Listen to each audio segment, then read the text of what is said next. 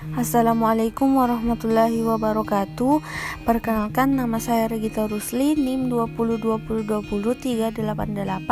2020-202388623108. Di video kali ini saya akan menjelaskan tentang teknik-teknik bimbingan konseling. Materi yang pertama yaitu bimbingan kelompok. Bimbingan kelompok dimaksudkan untuk mencegah berkembangnya masalah atau kesulitan pada diri konseli atau peserta didik. Informasi yang diberikan dalam bimbingan kelompok itu terutama dimaksudkan untuk memperbaiki dan mengembangkan pemahaman diri dan pemahaman mengenai orang lain. Sedangkan perubahan sikap merupakan tujuan yang tidak langsung. Kegiatan bimbingan kelompok biasanya dipimpin oleh seorang guru bimbingan atau konseling atau konselor atau guru. Kegiatan bimbingan kelompok pada umumnya menggunakan prinsip atau proses dinamika kelompok seperti dalam kegiatan sosiodrama, diskusi panel, dan teknik lainnya yang berkaitan dengan kegiatan kelompok. Penyelenggaraan bimbingan kelompok memerlukan persiapan dan praktik pelaksanaan kegiatan yang memadai dari langkah awal sampai dengan evaluasi dan tingkat lanjutannya. Langkah awal. Langkah atau tahap awal diselenggarakan dalam rangka pembentukan kelompok sampai dengan mengumpulkan para peserta yang siap melaksanakan kegiatan kelompok. B. Perencanaan kegiatan. Perencanaan kegiatan bimbingan kelompok meliputi penetapan yang pertama, materi layanan, yang kedua, tujuan yang ingin dicapai, yang ketiga, sasaran kegiatan, yang keempat, bahan dan sumber bahan untuk bimbingan kelompok, yang kelima, rencana penilaian, yang keenam, waktu dan tempat. C. Pelaksanaan kegiatan. Kegiatan yang telah direncanakan itu selanjutnya dilaksanakan melalui kegiatan seperti berikut. Yang pertama, persiapan menyeluruh yang meliputi persiapan fisik atau tempat dan kelengkapannya, persiapan bahan, persiapan keterampilan, dan persiapan administrasi. Yang kedua, pelaksanaan tahap-tahap kegiatan. Yang tahap pertama yaitu pembentukan temanya, pengenalan, pelibatan, dan pemasukan diri. Yang kedua yaitu peralihan, yang ketiga yaitu kegiatan. D. Evaluasi kegiatan. Penilaian kegiatan bimbingan kelompok difokuskan pada perkembangan pribadi peserta didik dan hal-hal yang dirasakan berguna. Isi kesan-kesan yang diungkapkan oleh para peserta merupakan isi penilaian yang sebenarnya. Penilaian terhadap bimbingan kelompok dapat dilakukan secara tertulis, baik melalui esai, daftar cek, maupun daftar isian sederhana. E. Analisis dan tindak lanjut.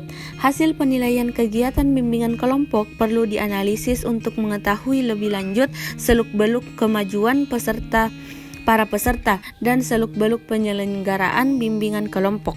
Materi yang kedua yaitu konseling individual. Konseling individual adalah proses belajar melalui hubungan khusus secara pribadi dalam wawancara antara seorang konselor dan seorang konseli atau peserta didik. Konseli mengalami kesukaran pribadi yang tidak dapat dipecahkan sendiri. Kemudian ia meminta bantuan konselor sebagai petugas yang profesional dalam jabatannya dengan pengetahuan dan keterampilan konselor.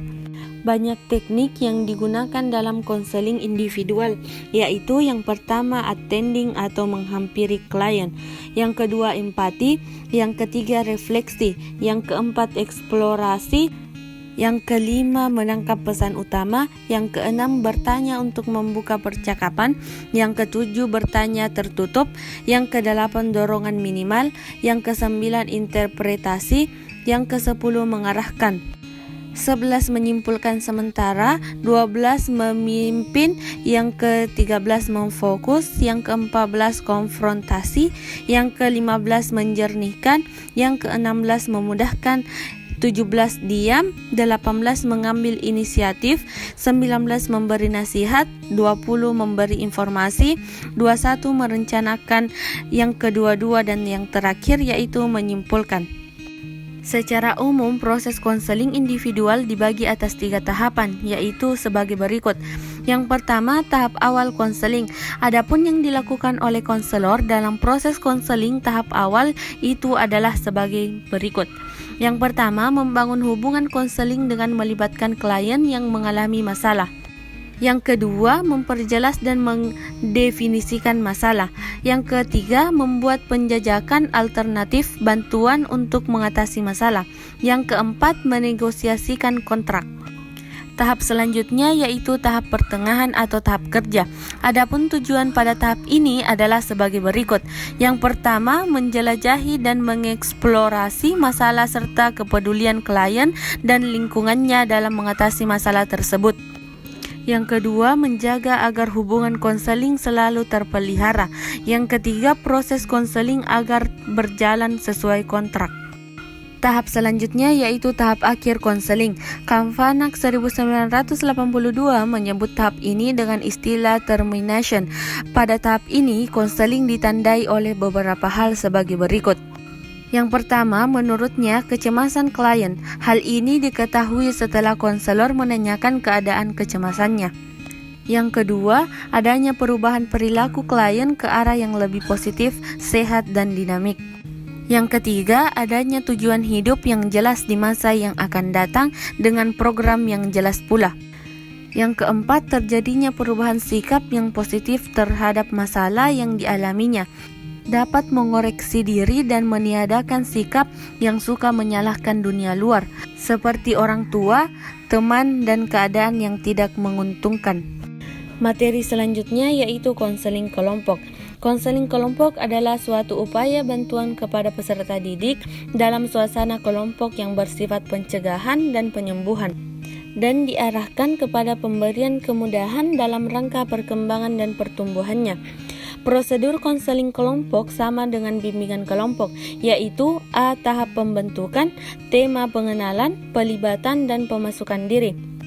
B. Tahap peralihan, temanya pembangunan jembatan antara tahap pertama dan tahap ketiga. C. Tahap kegiatan, temanya kegiatan pencapaian tujuan. D. Tahap pengakhiran, temanya penilaian dan tindak lanjut. Materi yang keempat yaitu konsultasi. Konsultasi merupakan salah satu strategi bimbingan yang penting karena banyak masalah, karena sesuatu hal yang akan lebih berhasil jika ditangani secara tidak langsung oleh konselor. Pengertian konsultasi dalam program bimbingan dipandang sebagai suatu proses menyediakan bantuan teknis untuk guru, orang tua, administrator, dan konselor lainnya dalam mengidentifikasi dan memperbaiki masalah yang membatasi efektivitas peserta didik atau sekolah.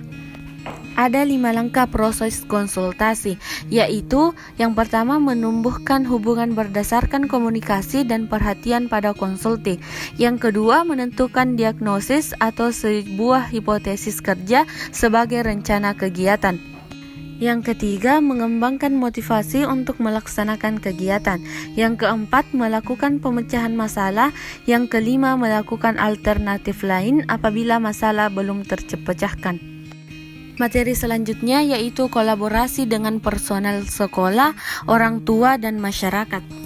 Pada saat merencanakan dan melaksanakan program layanan dasar bimbingan di sekolah, konselor dapat bekerja sama dengan kepala sekolah, wakil kepala sekolah, wali kelas, guru bidang studi, staf tata usaha, orang tua, dan masyarakat di sekitarnya.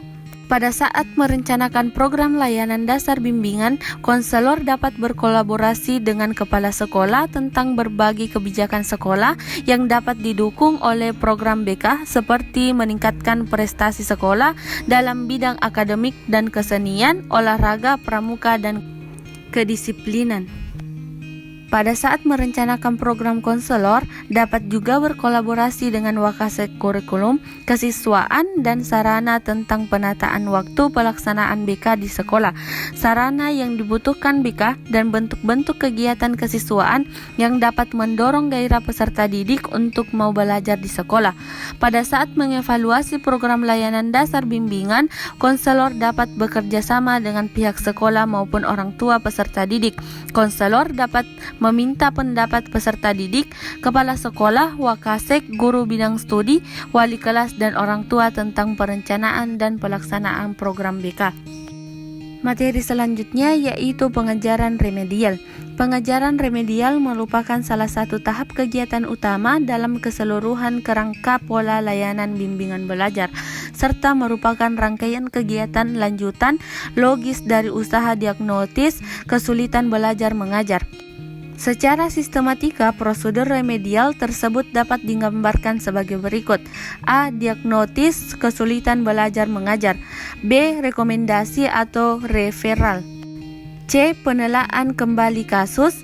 D. Pilihan alternatif tindakan. E. Layanan konseling. F. Pelaksanaan pengajaran remedial. G. Pengukuran kembali hasil belajar mengajar. H. Revaluasi dan rediagnostik.